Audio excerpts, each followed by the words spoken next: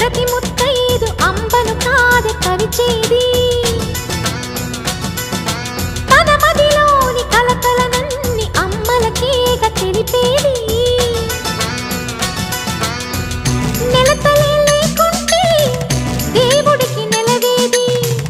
భక్తులే రాకుంటే గుడికి ఇక వెలుగేది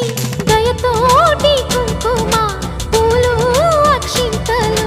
మనమంతా ఇవ్వాలి తన తాళి నిలపాలి తాళి కాచి ముత్తైదా ఎల్ల